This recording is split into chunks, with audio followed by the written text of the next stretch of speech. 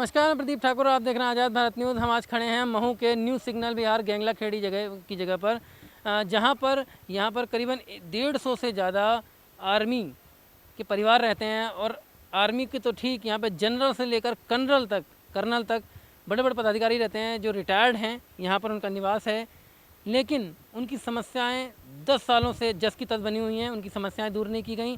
वो विधायकों से, मंत्री से, सब जगह मिल चुके हैं, लेकिन उनकी समस्याओं का हल अभी तक नहीं हुआ। आप देख सकते हैं यहाँ पर रोड है, पानी भरा हुआ है, और बारिश के समय में यहाँ पर इतनी समस्या हो जाती है कि कमर कमर तक पानी भर जाता है। और जो रिटायर्ड जो फौजी हैं, जिन्होंने अपने देश की आन बान शान के लिए लड़ाई लड़ी है, उनकी समस्याओं को कोई भी नेता हल करने को तैयार नहीं है। जबकि 10 साल हो चुके हैं, 10 सालों में ये बहुत सारे लोगों से मिल चुके हैं, और लेकिन अभी तक कोई इनकी बात सुनी नहीं गई है।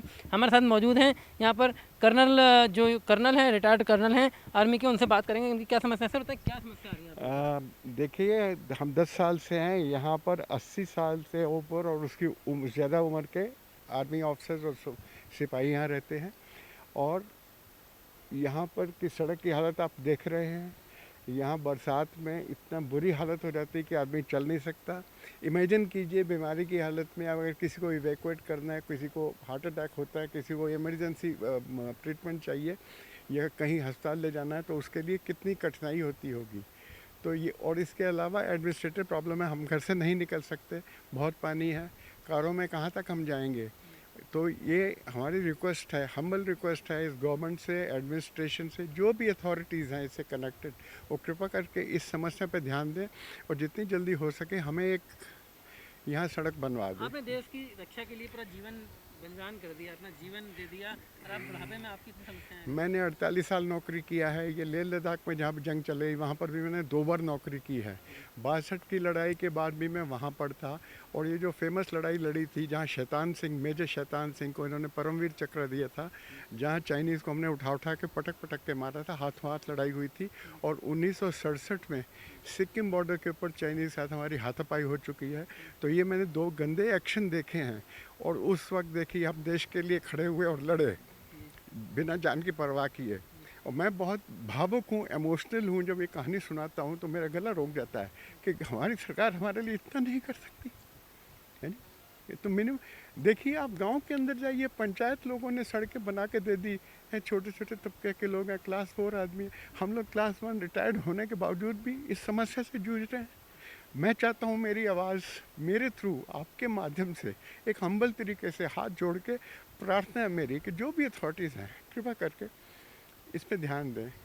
धन्यवाद। जिस तरह से हमारे देश के लिए ऐसी बड़ी बड़ी लड़ाइयाँ लड़ी इन आर्मी ऑफिसर्स ने, रिटायर्ड आर्मी ऑफिसर ने, और आज उनकी आंखों से निकलते आंसू क्या सरकार को दिखाई नहीं देते।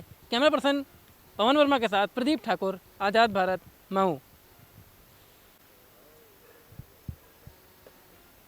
हमारे साथ और भी कुछ आर्मी ऑफिसर्स मौजूद हैं जो यहाँ पर रहते हैं।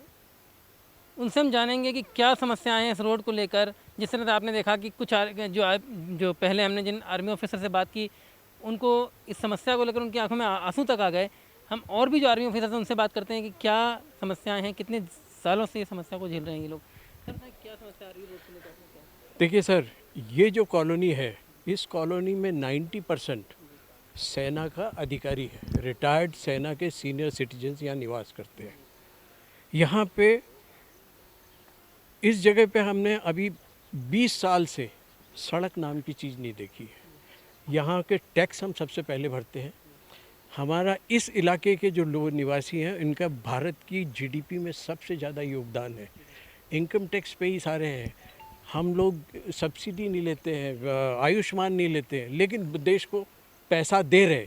उसके बावजूद देखिए, छोटी सी समस्या कि एक रोड नहीं मिल सकता यहाँ पे। जब आता है कोई राजनीतिक आता है, अपनी कहानी सुना के चला जाता है, लेकिन रोड नहीं बनता।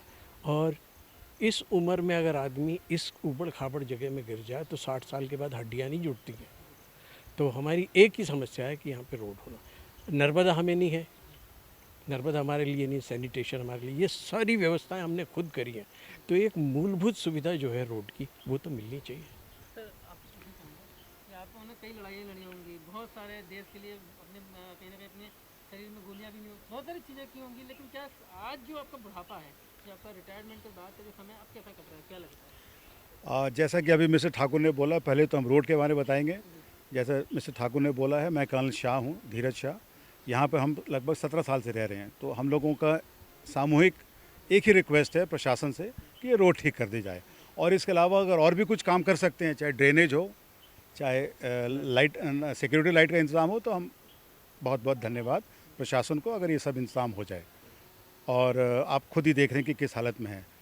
रही बात जो आपका सवाल था, अभी लगभग सिर्फ कुछ महीने से हमने एक आर्मी के काम को हमने छोड़ा, जिसका कि हम सेक्रेटरी थे आर्मी क्लब के, आर्मी की सर्विस के बाद। तो वो 3.25 साल के बाद हमने रिज़ाइन किया है। तो ज़िंदगी बिल्कुल ठीक चल रही है, हमें किसी चीज़ की कोई तकलीफ़, शिकायत, परेशानी नहीं है। पेंशन, मेडिकल कवर, बाकी सब कुछ जो सरकार की क्षमता है, प्रशासन की क्षमता है, भूतपूर्व सैनिकों के लिए हम उनको धन्यवाद करते हैं। और हम चाहते हैं कि और अगर सुधार हो सके तो सुधार होता रहे, क्योंकि सुधार तो एक नेवर एंडिंग प्रोसेस है। तो हमें कोई परेशानी नहीं, हम लोग ठीक ठाक है अपना, जितने भी भूतपूर्व सैनिक हैं लगभग। जिस तरह से सर ने अपने देश के प्रति अपनी भावनाएं पॉजिटिव जाहिर की हैं, मैं उनकी भावनाओं की कदर करता हूं, लेकिन सरकार को इनकी समस्याओं को तो देखना ही होगा। कैमरा पर्सन पवन वर्मा के साथ प्रदीप ठाकुर, आज़ाद भारत, मऊ।